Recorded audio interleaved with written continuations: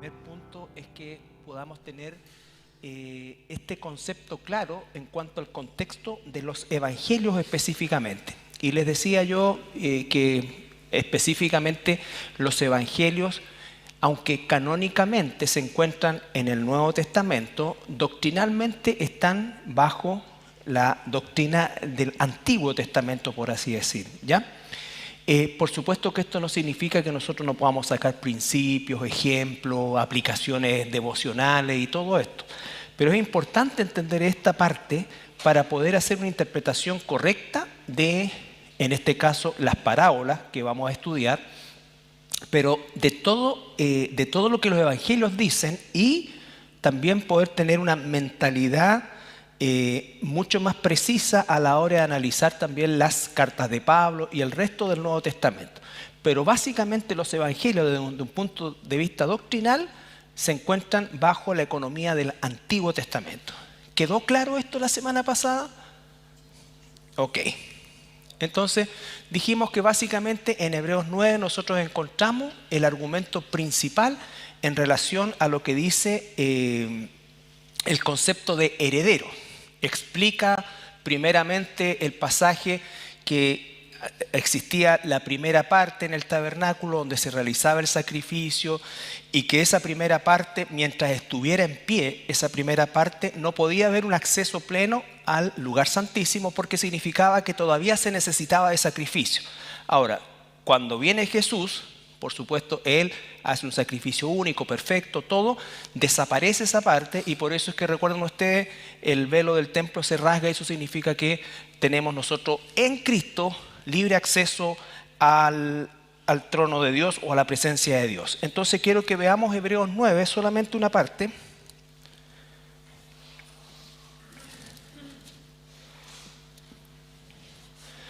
Todo Hebreos, toda la carta a los Hebreos es un libro que explica de una forma clara y precisa a la población judía, ¿no es cierto?, toda la simbología y todo lo que sucedió en el Antiguo Testamento, cómo todo y cada uno de esos actos llevaba a Cristo. Así como nosotros aprendimos, por ejemplo, las 7 fiestas del Señor, que todas apuntan a Cristo, Hebreos no solamente trata el tema de las fiestas, sino que trata también toda la doctrina en general.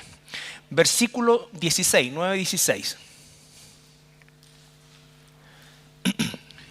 Porque donde hay testamento es necesario que intervenga muerte del testador. Porque el testamento con la muerte se confirma, pues no es válido entre tanto que el testador vive. De donde ni aún el primer pacto fue instituido sin sangre. Ya. Entonces dice, porque donde hay testamento es necesario que intervenga la muerte del testador para que el testamento se haga efectivo, ¿no es cierto? Y vemos que Jesús en los evangelios obviamente está vivo y está desarrollando y cumpliendo básicamente la ley de Dios, ¿no es cierto?, de manera perfecta, a fin de constituirse en ese Cordero de Dios que quitaría el pecado del mundo. Pero mientras dice el versículo 17, porque el testamento con la muerte se confirma, entonces no podía haber una iniciación, digamos, del nuevo pacto si no ocurría primero la muerte del testador, que en este caso es nuestro Señor Jesucristo, ¿ya? Entonces ese es el argumento doctrinal principal para saber que efectivamente los evangelios se encuentran doctrinalmente en la economía del Antiguo Testamento. Bueno, y vimos estos ejemplos, no son los únicos, por supuesto, pero Jesús se circuncida y, por supuesto, ya nosotros no tenemos que hacerlo porque nuestra circuncisión es una circuncisión espiritual del corazón. Lo mismo con el tema de la Pascua. Jesús celebró siempre desde que nació como judío, ¿no es cierto?, hasta la última Pascua, que Él dice, cuánto he deseado comer con ustedes esta Pascua. Pero nos dice después 1 Corintios que Él es nuestra Pascua, ¿no es cierto? En Marcos nos habla del reposo, y Jesús respetó, por supuesto, el día de reposo, lo cumplió a perfección. Lo que Él no cumplió fue toda la serie de reglamentaciones extrabíblicas que habían sido agregadas y siguen siendo agregadas aún en el tiempo de hoy al concepto del día de reposo. Y finalmente Él dice que Él es nuestro reposo. Por eso es que para nosotros el tema no es de un día en particular, sino que de su presencia permanente. Nosotros en Él reposamos cada día, cada momento y a cada instante, ¿no es cierto? El mismo libro de Hebreo dice, acerquémonos confiadamente al trono de la gracia para encontrar auxilio y socorro, ¿ya? Entonces, vemos que Jesús cumplió perfectamente la ley para que pudiera desplegarse todo lo que implicaba ese cumplimiento, ¿ya? Lo mismo lo hace con Juan el Bautista. Juan el Bautista dice Jesús que los evangelios fueron, o los profetas fueron hasta Juan, ¿ya? Y Mateo 3:13 nos habla del bautismo de Jesús. Jesús se acerca a Juan y Juan le dice con toda certeza, ¿no es cierto? Yo no puedo bautizarte, no debiera bautizarte porque tú debieras bautizarme a mí. Entendiendo que ese bautismo era una práctica ritual habitual, permanente, ¿no es cierto?, en cuanto a una purificación externa. Por eso dirá el apóstol Pedro décadas después que el bautismo que corresponde no es el que limpia las impurezas externas, sino que el pedirle a Dios una conciencia limpia, ¿ya? Y entonces Juan, ¿no es cierto?, le dice a Jesús, ¿y Jesús cuál es la respuesta de Jesús? Hay que hacerlo porque hay que cumplir todo. Estoy parafraseando obviamente, ¿no es cierto? Entonces Jesús no dejó de cumplir ningún mandamiento de la ley, ¿ya? Jesús declaró a sus discípulos que era necesario, absolutamente necesario, su sacrificio y su partida para que viniera el Espíritu Santo. Eso también es fundamental. O sea, mientras Jesús estaba de cuerpo presente, por decirlo de alguna manera, el Espíritu Santo no podía venir de la forma en que Dios tenía dispuesto. ¿Por qué? Porque para que pudiera venir el Espíritu Santo tenía que cumplirse perfectamente toda la ley y la justicia de Dios quedar satisfecha con la muerte de Cristo. Una vez que eso sucediera, entonces está la libertad de que Dios nos pueda extender al Espíritu Santo. Entonces Jesús le decía, les conviene que yo me vaya, porque el decir yo me voy significaría que Él habría muerto, habría resucitado y se habría ido, ¿ya? ¿Lo entendieron eso los discípulos en su primer lugar? Claro que no, ¿ya?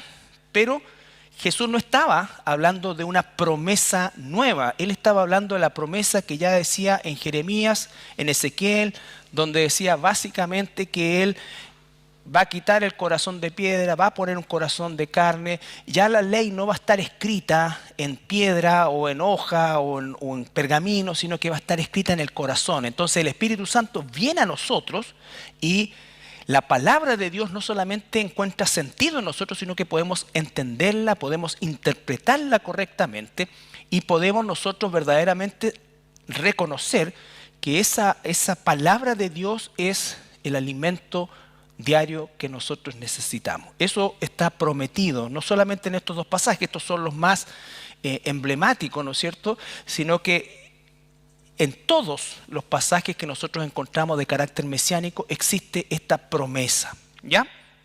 Y Juan 16 nos habla también de esa promesa, y Hechos 2 ya es el cumplimiento de la promesa cuando viene el Espíritu Santo, ¿ya?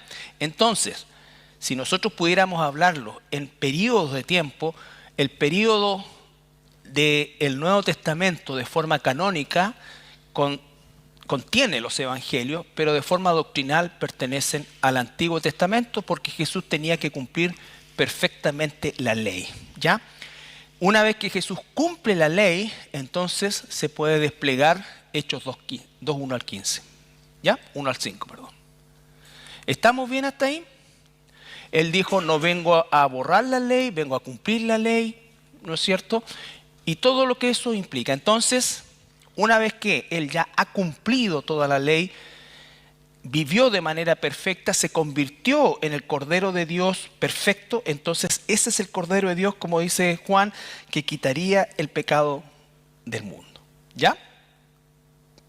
Entonces, hicimos un breve resumen de la semana pasada, que es fundamental para enmarcar el estudio de las parábolas bajo...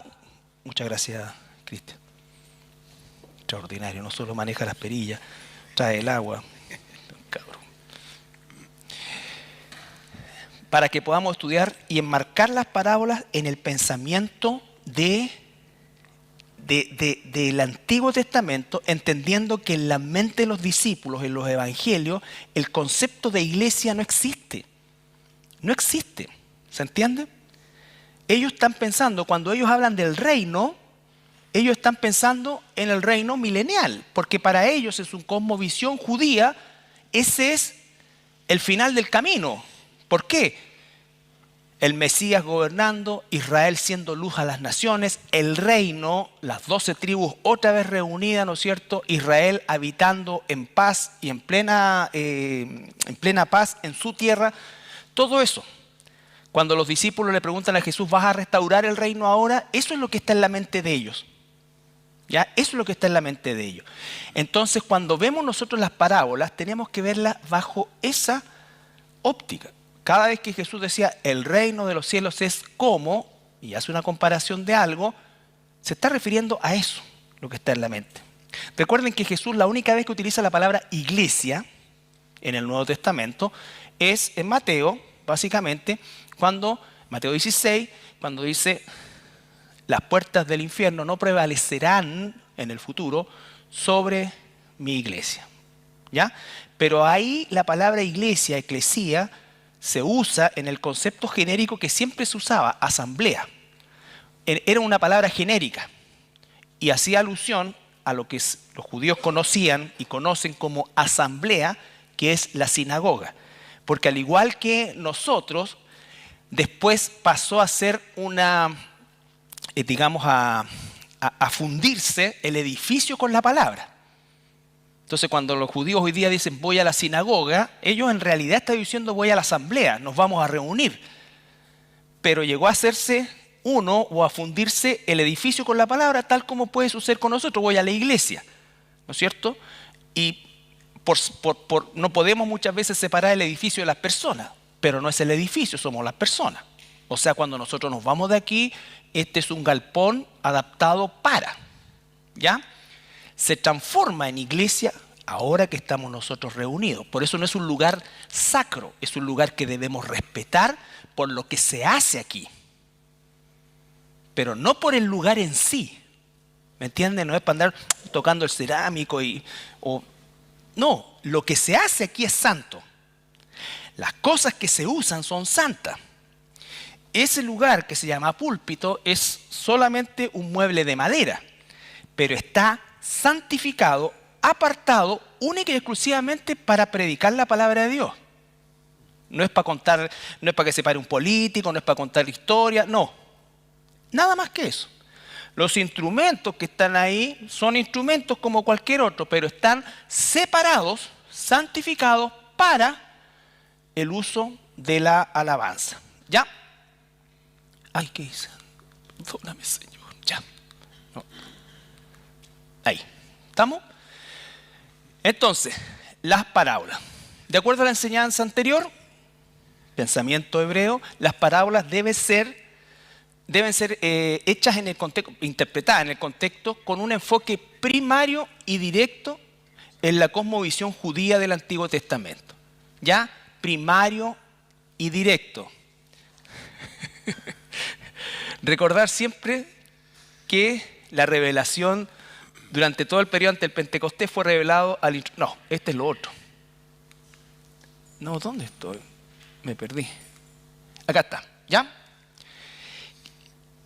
Esto es en cuanto a la interpretación teológica. Teológica, ¿ya? Pero la aplicación de las parábolas, por supuesto que también las podemos hacer de carácter práctico y, como se dice, de carácter devocional.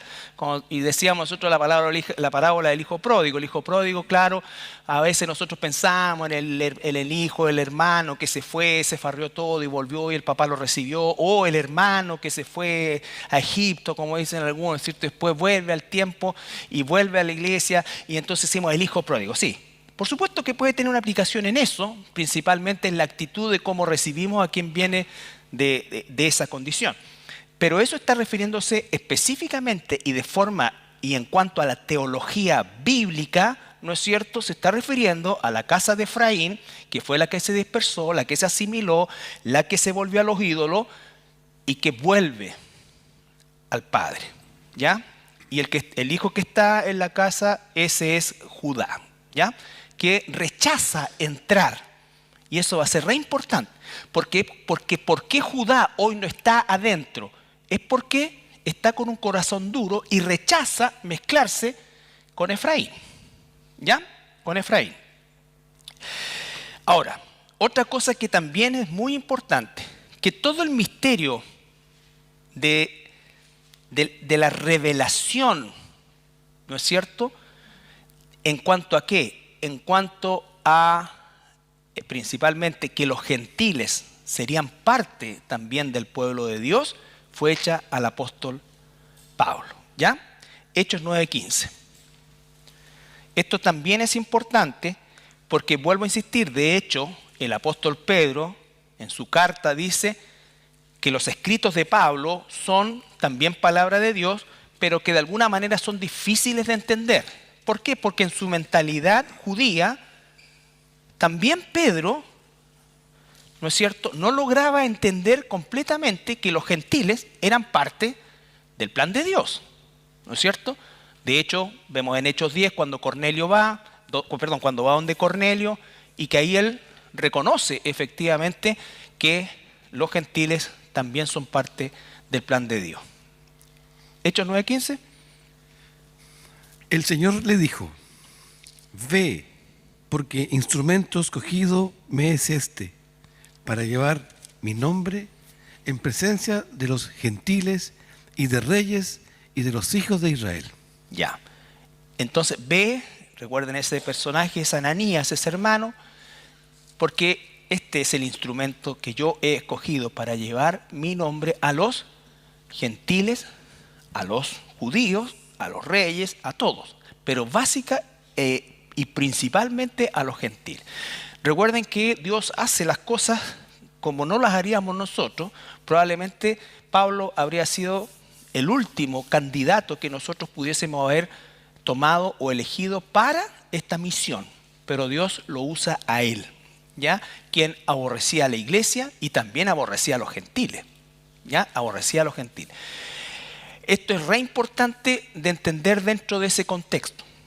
Muy importante, ¿ok? Gálatas 3. Solamente un pedacito. Perdón.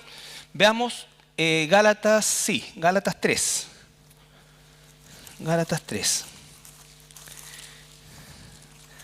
Gálatas 3.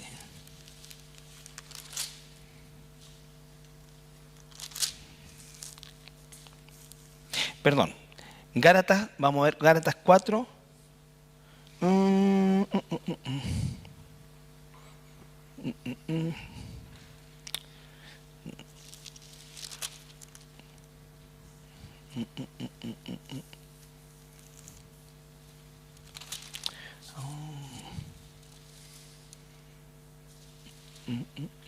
Sí, es muy largo ese, pero... Ya, nos veamos Gálatas 3:19.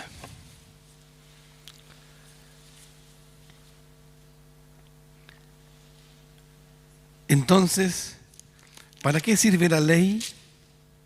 Fue añadida a causa de las transgresiones, hasta que viniese la simiente a quien fue hecha la promesa, y fue ordenada por medio de ángeles en mano de un mediador.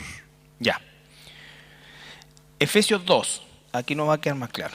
Es que ese es todo el pasaje, es largo hasta el 29, que va a explicar básicamente el propósito de la ley, entendiendo que Pablo le está escribiendo a una iglesia, a los hermanos de Galacia, cuál era el problema que estaba pasándole a la iglesia de los Gálatas, ¿se recuerdan? Los religiosos, ¿no es cierto? Exacto, los judaizantes.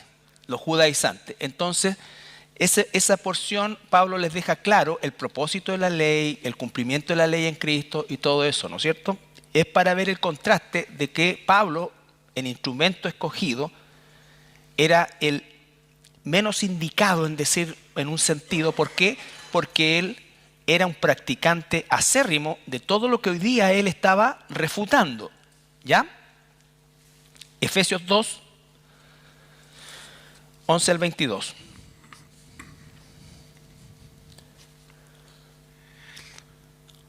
Por tanto, acordaos de que en otro tiempo vosotros, los gentiles en cuanto a la carne, erais llamados incircuncisión por la llamada circuncisión hecha con mano en la carne. Pausa.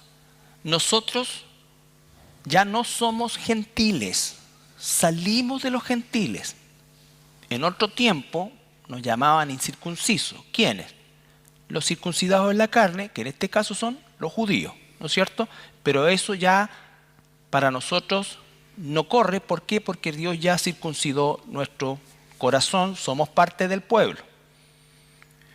En aquel tiempo estabais sin Cristo, alejados de la ciudadanía de Israel y ajenos a los pactos de la promesa, sin esperanza y sin Dios en el mundo. Pero ahora en Cristo Jesús, vosotros que en otro tiempo estabais lejos, habéis sido hechos cercanos por la sangre de Cristo. Pausa. Entonces aquí tenemos nosotros la esencia de la revelación que Dios le da a Pablo. Pablo comienza a explicarle a los gentiles, a los que salimos de los gentiles, nos empieza a explicar que hemos sido acercados por la sangre de Cristo y que hemos sido incorporados al pueblo de Dios que se llama Israel. ¿Por qué? Porque los gentiles también tenemos que entender que somos parte de un pueblo que se llama Israel y no somos aparte de ellos. No somos dos grupos, ni tampoco estamos reemplazando a ellos, exacto. Estamos siendo, como vimos en Romanos, injertados. Pero los judíos dirán, entonces, para ser parte de nosotros, ustedes tienen que circuncidarse. Y la respuesta está en Gálatas 3, lo que es largo de leer, ¿no es cierto? Que no es así. ¿Por qué? Porque nosotros somos de Cristo y estamos en el pacto no por las obras, sino por la fe. ¿Ya? Somos hijos de Abraham. ¿El padre de las obras? No, el padre de la fe. Pero los gentiles tenemos que entender eso, porque no somos ajenos a ellos, somos parte de ellos y ellos son parte de nosotros. Ellos hoy día están velados, pero un día eso va a terminar. Porque Él es nuestra paz, que de ambos pueblos hizo uno, derribando la pared intermedia de separación, aboliendo en su carne las enemistades, la ley de los mandamientos expresados en ordenanzas, para crear en sí mismo de los dos un solo y nuevo hombre, haciendo la paz. Pausa. Porque Él es nuestra paz, que de ambos pueblos hizo uno, derribando la pared intermedia de separación. ¿Cuál era esa pared intermedia de separación? ¿Se acuerdan del libro de Oseas? Dios le da carta de divorcio a Efraín. ¿Se acuerdan cuando vimos eso? Ya. Cuando le da carta de divorcio a Efraín. Entonces después, Efraín, o mejor dicho, Dios no puede volver a tomar a Efraín porque según la ley no podía hacerlo. A menos que muriera el esposo, él. Y él muere, y por eso aquí dice que un nuevo hombre, una nueva creación. ¿Se acuerdan de eso? Ah, mentira. Pero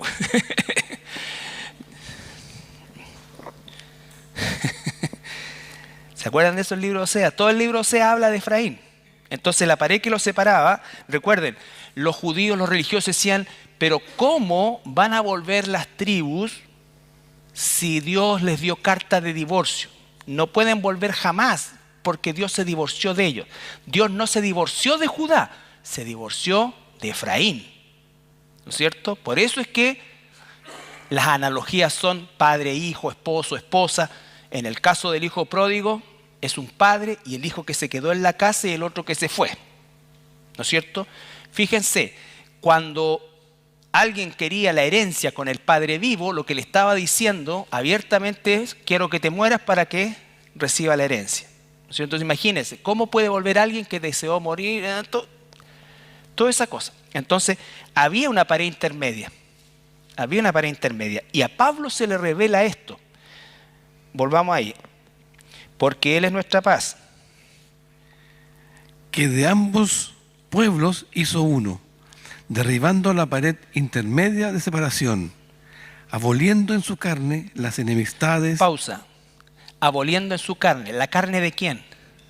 De Cristo, ¿no es cierto? Porque ¿qué dice Colosenses? Clavó todos nuestros pecados ahí, ¿no es cierto? El acta que era contraria a nosotros, ¿qué acta? La carta de divorcio, la clavó ahí. Ese es el acta. ¿Se acuerdan de ese pasaje de Colosenses? Muchas gracias. Lo que clavó en la cruz, el acta de los decretos que era contraria a nosotros. ¿Cuál acta? La carta de divorcio. Él la clavó en la cruz, murió por eso. Entonces resucita un nuevo hombre y puede tomarme otra vez.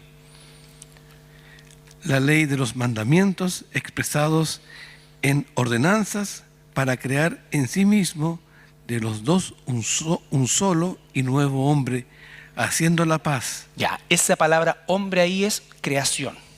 ¿Ya? En el original es creación, una nueva creación. Una nueva creación, un nuevo pueblo. ¿Ya? Que se llama de nuevo igual Israel. Pero ahora unido.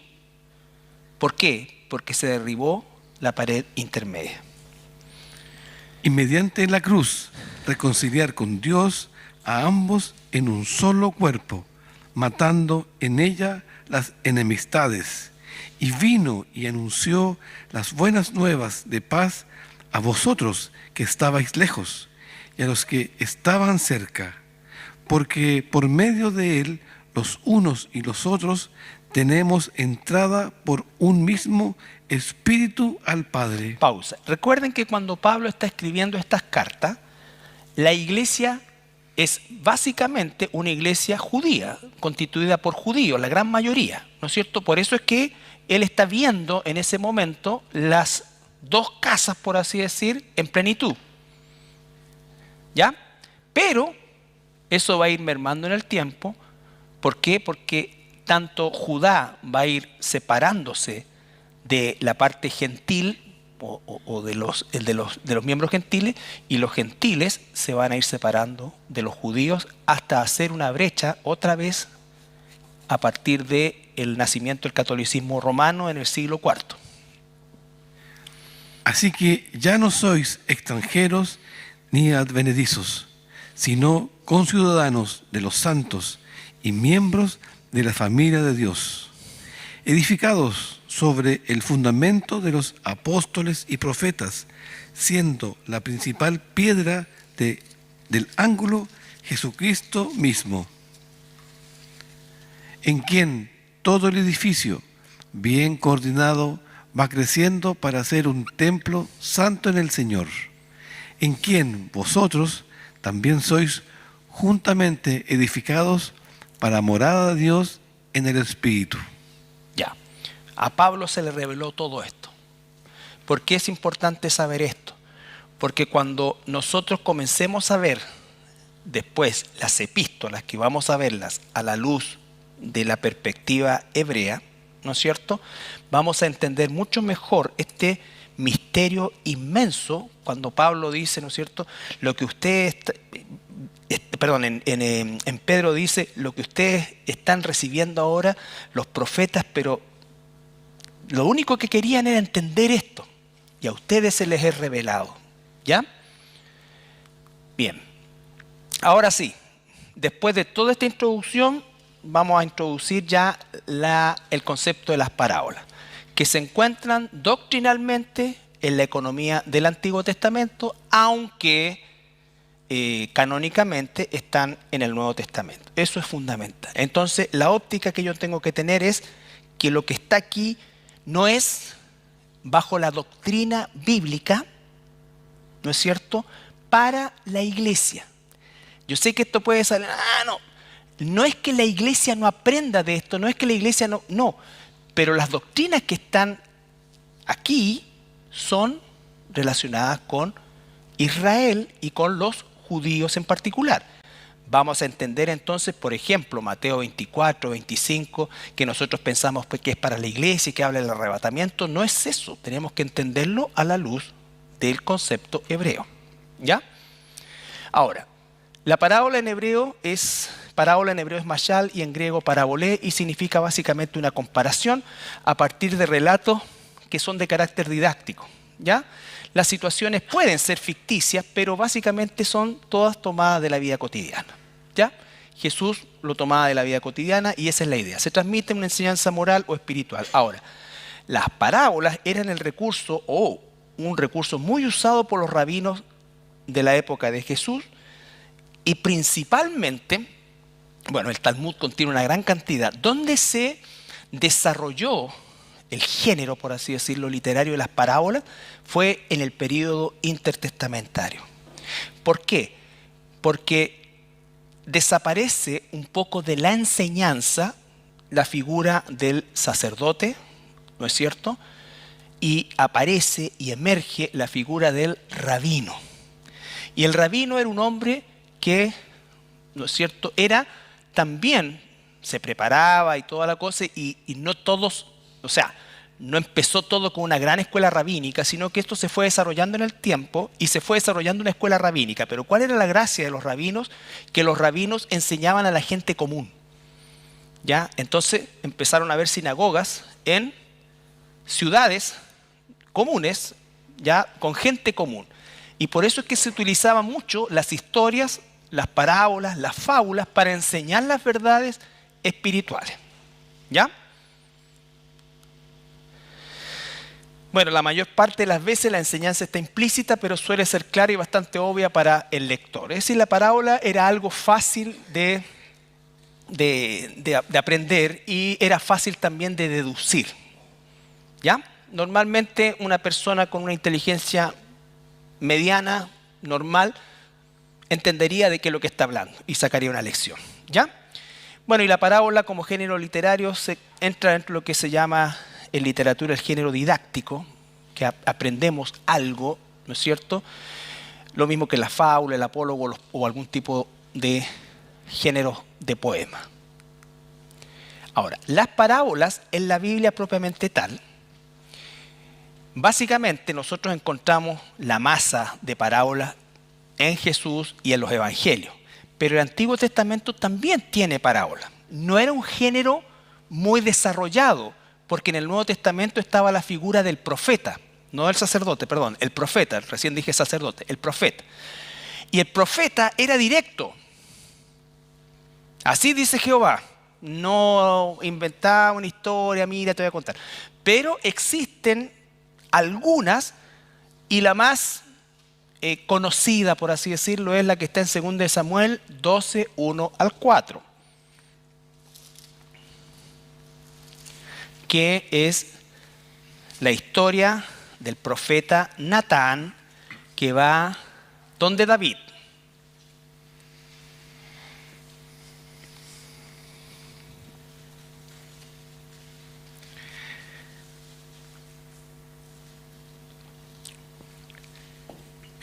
Jehová envió a Natán a David, y viniendo a él le dijo: había 2 hombres en una ciudad, el uno rico y el otro pobre. El rico tenía numerosas ovejas y vacas, pero el pobre no tenía más que una sola corderita, que él había comprado y criado, y que había crecido con él y con sus hijos juntamente, comiendo de su bocado y bebiendo de su vaso, y durmiendo en su seno, y la tenía como a una hija. Y vino uno de camino al hombre rico, y éste no quiso tomar de sus ovejas y de sus vacas para guisar para el caminante que había venido a él, sino que tomó la oveja de aquel hombre pobre y la preparó para aquel que había venido a él. Ya.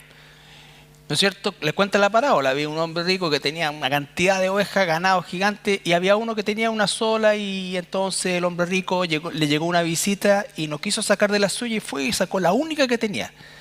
¿Se acuerdan la reacción de David? ¿Quién es ese hombre para matarlo? Merece morir. Y Natán le dice, ese hombre eres tú, ¿no es cierto? Él tomó la mujer de Urías, su esposa, teniendo un harem de mujeres, pero entonces ahí David cae de rodillas, ese pecado contra Dios y se arrepiente. Entonces le contó una historia, una parábola, y le enseñó cuán grande maldad él había hecho, cuán grande pecado. ¿Ya? Hay otras en el Nuevo Testamento, pero no, en el Antiguo Testamento, perdón, pero no son más de 10.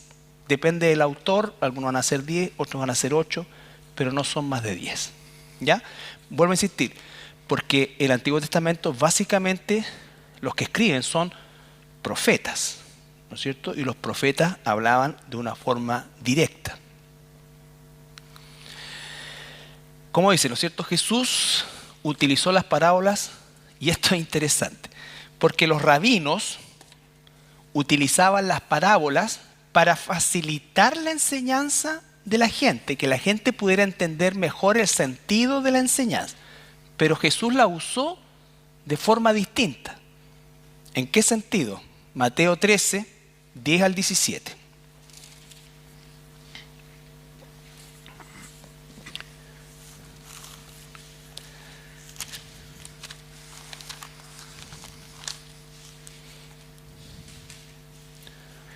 Entonces, acercándose los discípulos, le dijeron, ¿por qué les hablas por parábolas?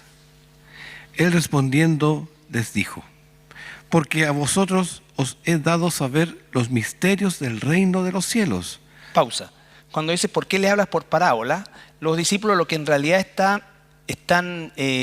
van a decirle es ¿por qué no les explicas la parábola? Porque ya dijo la parábola y Jesús va a pasar a explicar la parábola, y cuando va a explicar la parábola, recuerdan ustedes, dice, los llama a ellos a un lado y a ellos les explica las parábolas. Mas a ellos no les es dado, porque a cualquiera que tiene se le dará y tendrá más, pero al que no tiene, aún lo que tiene le será quitado. Por eso les hablo por parábolas, porque viendo no ven y oyendo no oyen, ni entienden, de manera que se cumple en ellos la profecía de Isaías que dijo, de oído oiréis y no entenderéis, y viendo veréis y no percibiréis, porque el corazón de este pueblo se ha engrosado, y con los oídos oyen pesadamente, y han cerrado sus ojos, para que no vean con los ojos y oigan con los oídos y con el corazón entiendan y se conviertan y yo los sane. Pero bienaventurados vuestros ojos porque ven y vuestros oídos porque oyen. Porque de cierto os digo que muchos profetas y justos desearon ver lo que veis y no lo vieron, y oír lo que oís y no lo oyeron. Ya. Por lo tanto, Jesús les contaba una parábola y no les daba ninguna explicación y los dejaba confundidos. Es más, dice que para que oyendo no entiendan nada. Entonces uno puede pensar, bueno, como Dios es tan malo que no les da la posibilidad de entender lo que está diciendo. Y está tomando solamente este grupo de discípulos para explicarles las parábolas. ¿Cuál es la razón de eso? La razón es que Dios, ¿no es cierto?, tenía ya previsto que la casa de Judá no recibiera el mensaje. Aunque lo rechazaron y son responsables de ese rechazo, Dios ya había determinado que lo rechazaran, para que rechazándolo nosotros fuéramos, ¿no es cierto?, nuestros ojos y nuestro corazón abiertos. Ese es el plan de Dios. Te puede gustar o no, y puedes ir a la oficina de reclamo del rey, pero así es como Él lo estableció.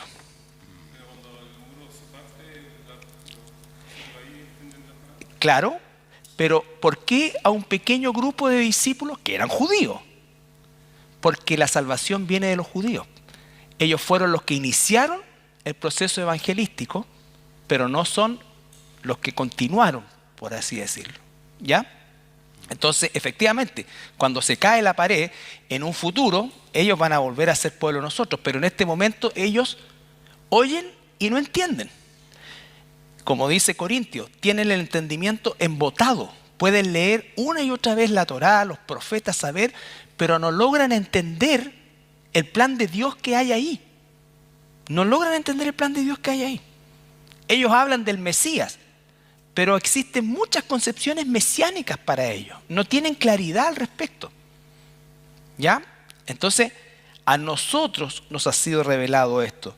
Pero el tema es que cuando nosotros estudiemos las parábolas, recordemos que la intención de Jesús no es que entiendan, es que no entiendan. ¿Quiénes entendemos? Nosotros. El Espíritu Santo nos da entendimiento a nosotros. ¿Ya? Entonces, eso es fundamental también de entender esto. Jesús habló por parábolas, pero aquí dice claramente que el propósito de las parábolas era que escucharan y no entendieran, que vieran y no comprendieran las cosas. ¿Por qué? Porque Dios ya su entendimiento lo estaba embotando. ¿Fueron todos los judíos? No. Siempre un remanente que inició la iglesia, un remanente que durante los primeros años de la iglesia estuvo presente, pero después ese remanente fue disminuyendo hasta desaparecer desde el punto de vista de que ya los judíos fueron por su lado y los cristianos que salimos de los gentiles fuimos por el otro lado. Los unos rechazaron a los otros. Ellos rechazaron a la iglesia y la iglesia rechazó y persiguió a los judíos. ¿Ya? Entonces, por eso es que dice, recuerda lo que leímos, las enemistades van a terminar un día. Aquí Pablo está hablando las enemistades, todo esto, pero nada de eso todavía se ha consumado en plenitud. Porque hoy día no existe la unión total del pueblo. Todavía estamos, por así decir, separados. Pero quienes tienen claridad de las cosas somos nosotros. Por eso es que somos nosotros los que oramos por ellos. Ellos no oran por nosotros, nosotros oramos por ellos. ¿Ya? Ok.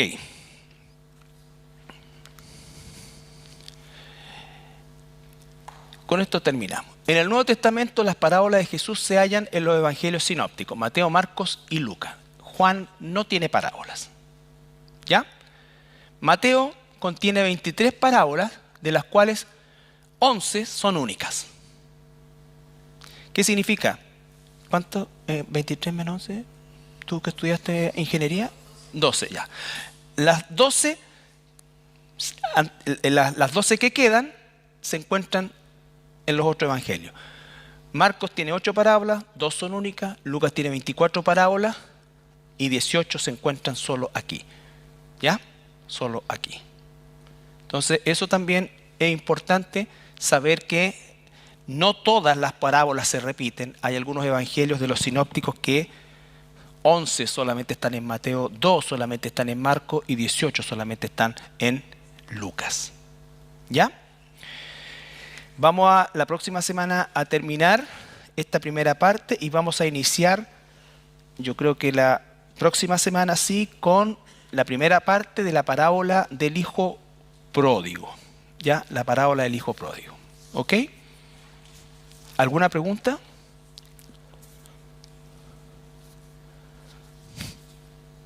Pobrecito Tillería en esa línea de turno. Ok. Lean por lo menos la parábola del hijo pródigo, léanla, pero no solamente la parábola, lean el capítulo anterior y el capítulo posterior. Y vayan leyendo Mateo 23, 24, 25 y 26. ¿Ya? Léanlo, léanlo, léanlo, léanlo, con un pensamiento de estas características. No me está hablando a la iglesia, está hablando a Israel.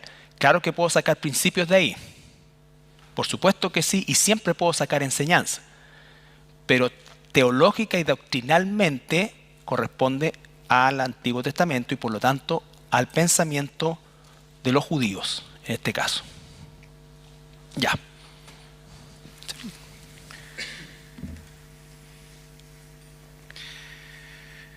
Gracias, Padre, por la oportunidad de poder seguir aprendiendo tu palabra, Padre, que las parábolas que están en tu palabra, Señor, puedan ser de enseñanza para cada uno de nosotros. Tenemos ese hermoso privilegio por medio de tu Espíritu Santo, Señor, y que las enseñanzas que podamos ir teniendo, las podamos siempre atesorar, las podamos siempre usar para glorificarte a ti, Señor. Que este privilegio, Señor, no lo desechemos, que este privilegio no sea en menos para cada uno de nosotros, sino al contrario, Señor, que sea esa riqueza en nuestra vida, Señor, para glorificarte a ti. Obra por medio de tu Espíritu Santo, y te ruego que derribes cada idea equivocada, Señor, y que pongas de tu palabra esa enseñanza que glorifique a Cristo. En el nombre de Jesús. Amén.